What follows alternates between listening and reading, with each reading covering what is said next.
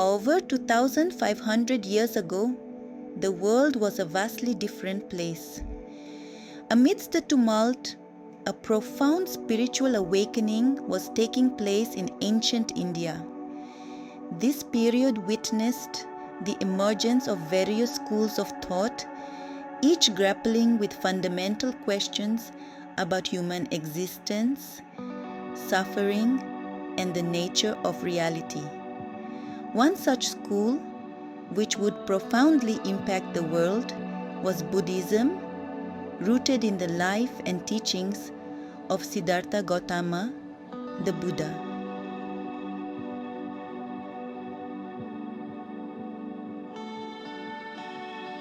The Indian subcontinent during the 6th century BCE was a melting pot of diverse cultures, beliefs, and spiritual practices.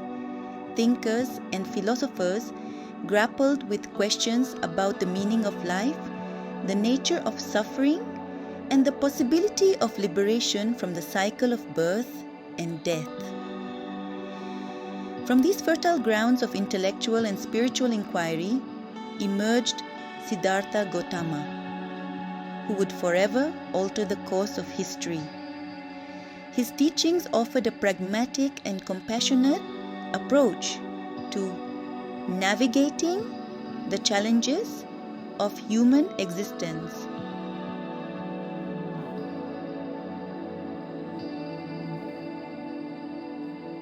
In the foothills of the Himalayas lay the kingdom of the Shakya clan. Queen Maya experienced a vivid dream of a white elephant symbolizing an extraordinary being to be born. The prophecy came to pass when Queen Maya gave birth to Siddhartha Gautama, amidst great rejoicing. Little did they know that this child was destined to renounce worldly possessions and embark on a path of spiritual awakening.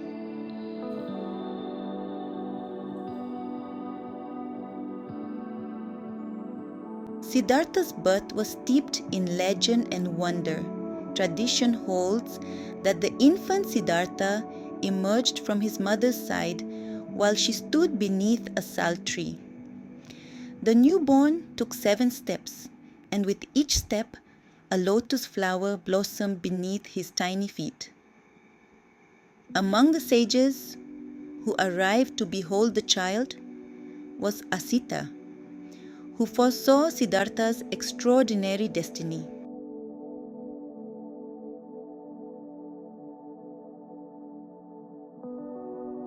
Asita, with tears in his eyes, approached King Suddhodana and Queen Maya, offering his blessings and sharing the prophecy.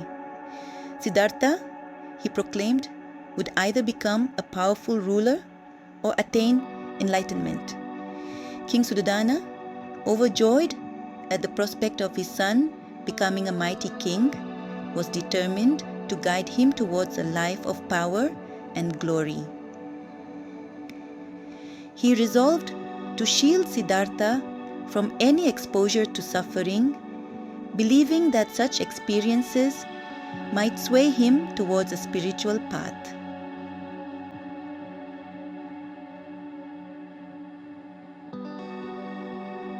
Siddhartha, a bright and inquisitive child, excelled in his studies and martial skills, yet a shadow of unease lingered in King Suddhodana's heart.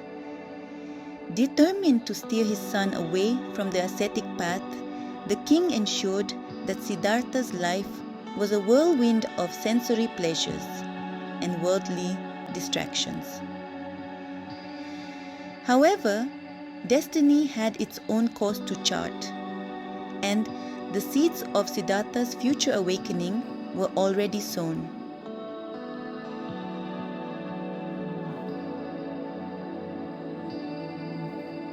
Despite the king's efforts, a seed of curiosity about the world outside the palace walls began to sprout within Siddhartha. One day, driven by an inexplicable urge to see the world beyond the palace gates, Siddhartha expressed his desire to his charioteer, Channa. The king agreed to let Siddhartha venture out, but ordered Chana to ensure that the prince saw only the most pleasant aspects of life. As the chariot made its way through the bustling streets, Siddhartha leaned forward, eager to embrace this new experience.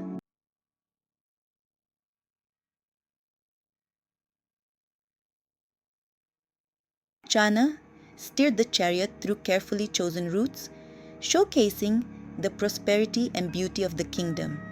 Yet, as the chariot ventured further, Siddhartha encountered an old man, his body bent with age. The sight of such frailty and decrepitude filled him with a sense of unease. The encounter had planted a seed of doubt in Siddhartha's mind.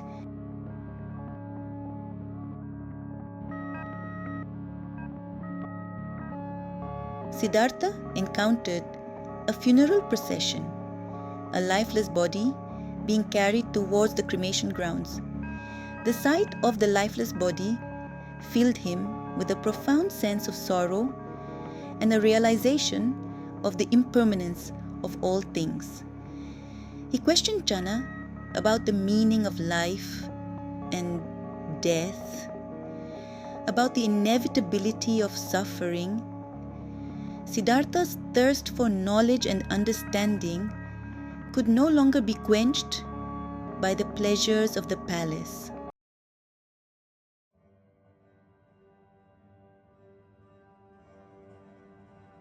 Despite Chana's attempts to reassure him, Siddhartha continued to be haunted by the images he had witnessed. The realization that aging, sickness, and death were an inherent part of the human condition filled him with a profound sense of urgency. He resolved to renounce his princely life, his family, and all that he had ever known, and embark on a spiritual quest. Under the cover of darkness, Siddhartha bid farewell to his life of privilege and rode off into the unknown.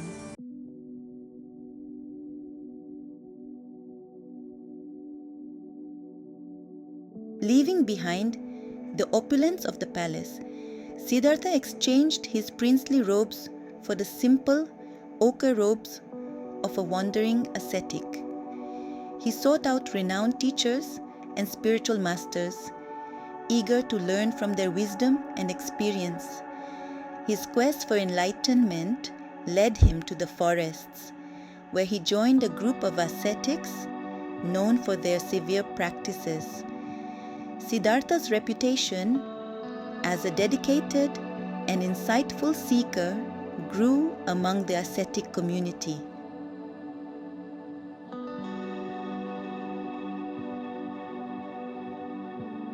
As Siddhartha delved deeper into the ascetic practices, he subjected himself to increasingly severe austerities. Yet, despite his unwavering efforts, enlightenment remained elusive. One day, while bathing in the river, Siddhartha collapsed from exhaustion, his body on the brink of starvation. A passing village girl, Sujata, offered him a bowl of rice pudding, which he accepted, realizing that he was on the verge of death. The rice pudding, a simple act of kindness, became a turning point in Siddhartha's quest for enlightenment. He realized that extreme asceticism was not the true path to liberation. Siddhartha understood the need for a balanced approach, a middle way. This realization led him to abandon severe asceticism. He resolved to find a path of moderation and mindfulness.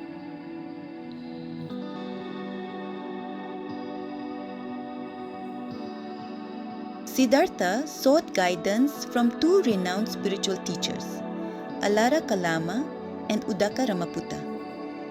Alara Kalama taught Siddhartha the formless realms of consciousness.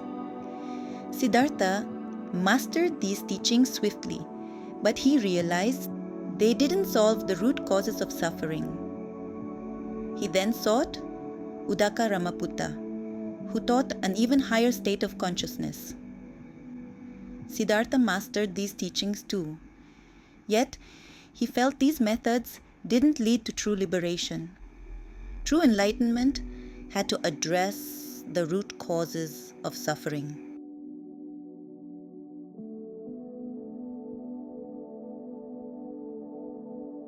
Siddhartha, having abandoned the extremes of both sensual indulgence and severe asceticism, arrived at a tranquil grove near the village of Bodh Gaya. In the center of the grove stood a majestic fig tree, its branches spreading wide, offering shade and solace. This tree, known as the Bodhi tree, would become a silent witness to Siddhartha's momentous journey towards enlightenment. He sat beneath the tree, his back erect, but his body relaxed, and made a firm resolution: I will not leave this spot until I have attained enlightenment, even if my blood dries up and my bones wither away. This vow, born out of years of relentless seeking and unwavering determination, marked the final stage of Siddhartha's arduous journey. The Bodhi tree, with its ancient wisdom and serene presence, seemed to resonate with Siddhartha's unwavering commitment. The grove, usually alive with the sounds of birdsong and rustling leaves, grew quiet, as if nature itself was holding its breath, anticipating the momentous event about to unfold.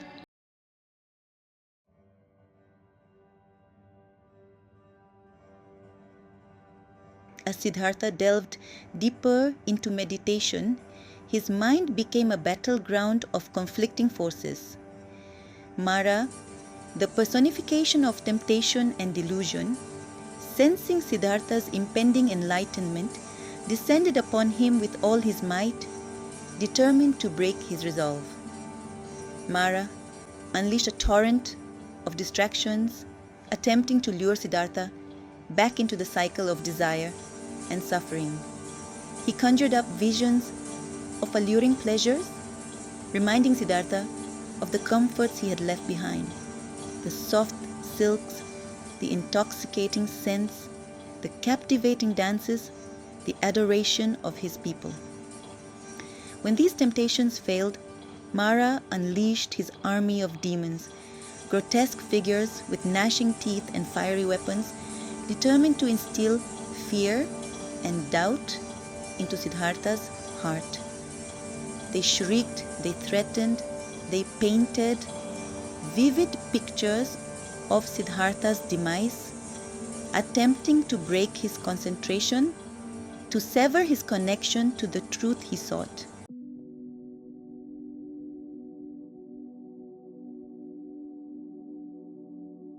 Undeterred by Mara's onslaught, Siddhartha remained steadfast in his meditation.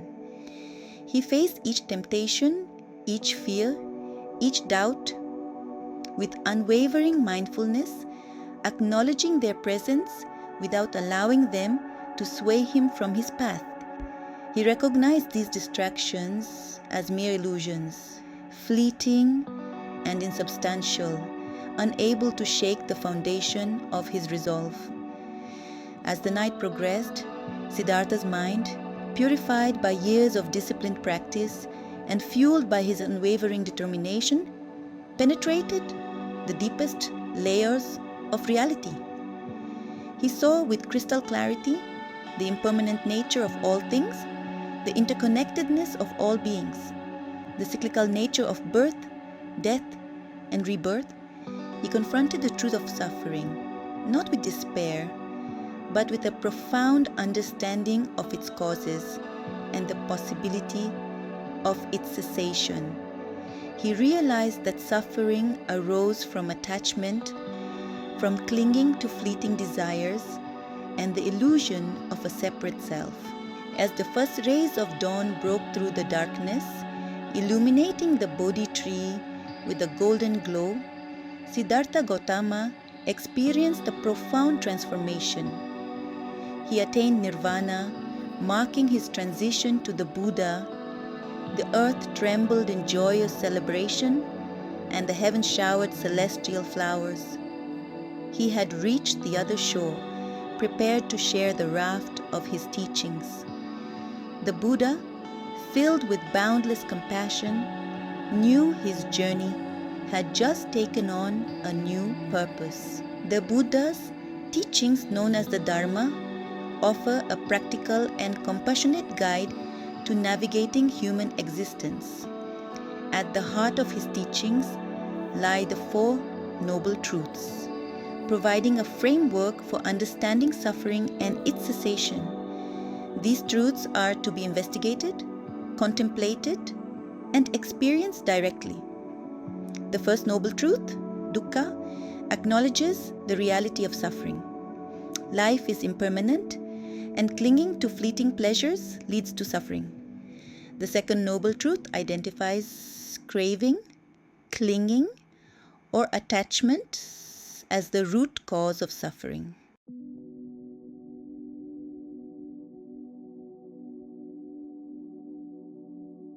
The Buddha offered a path to liberation, breaking free from craving and dissatisfaction. This path, the Eightfold Path, is an interconnected set of principles cultivating wisdom, ethical conduct, and mental discipline. Depicted as an eight-spoked wheel, each spoke represents an essential aspect: right understanding, right thought, right speech, right action, right livelihood, right effort, right mindfulness, and right concentration. The Buddha emphasized active engagement with life, a continuous process of learning and refining our understanding and behavior.